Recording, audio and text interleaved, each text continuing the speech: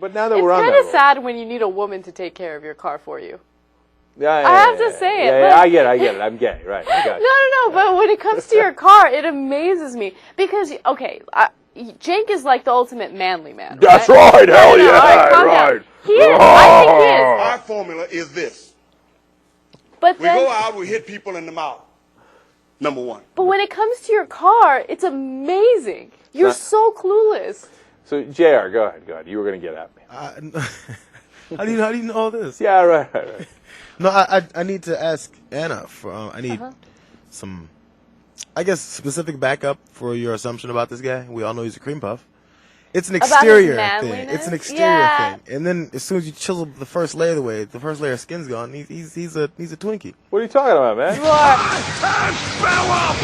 And you know he makes a good point because when I really think about it, I really pick you apart and I analyze you. Like everything. Like before you came into the studio, we were talking about the parking situation downstairs and how out of all of us, you're probably the only one who likes. You want man parking the car, right? That's what I thought. Okay. When did this turn into throw Jenk under the bus, folks? I like it. How feminine is Jenk? Rick Ross. This is Rick Ross, right? Hey. By the way, this song cuts to the core of me. What? You know why? Because every day I'm hustling. Yesterday, I got off work. I was starving. I had a really light lunch, so I couldn't wait to go out and have dinner with a friend. She called me up and said, "Hey, Anna, do you mind picking me up?" And I said, no problem. I'll pick you up. So I pick her up, and we go to the place that we decided on for dinner, and the parking situation was a disaster. There was no parking anywhere. So we drove into the residential areas, and finally we found a street that seemed like it was safe to park in. So we both read the sign to make sure we're not parking in like a restricted area. And for some reason, I think we were both just so hungry that we misread the sign, and we just read what we wanted to read, right? So we parked the car.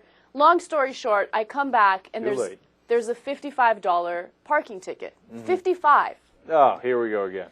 No, I know. But look, I deserved it. I should have read the sign, whatever. So anyway, of course I was upset. But what upset me even more than the fact that I got the ticket was that this is America. What's wrong with America? Which leads us to our discussion, okay, of whether you could make it in America or not. Okay, you're totally wrong. You can definitely make it in America. Okay, America is still the land of opportunity. Define make it. I'm talking about wealth. No, you can be either, solidly upper middle class, depending on the profession you choose, or incredibly wealthy, depending on the profession you choose. But the professions that you have to choose suck. No, not necessarily.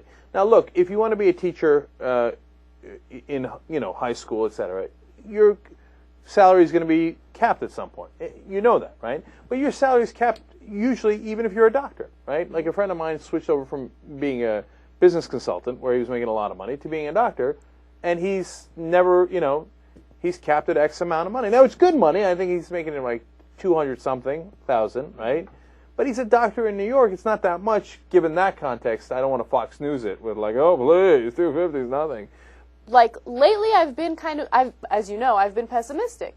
And I was like, okay, I'm going to be 55 years old, and I'm going to still make the same amount of money. Like, that's what's going to happen. That's crazy. No. And it freaks me out because you see people around you, and, you see people complaining about how they're going to get taxed after they make $250,000 a year. And to me, that's, like, unfathomable. I'm never going to make that money. Like, $250,000.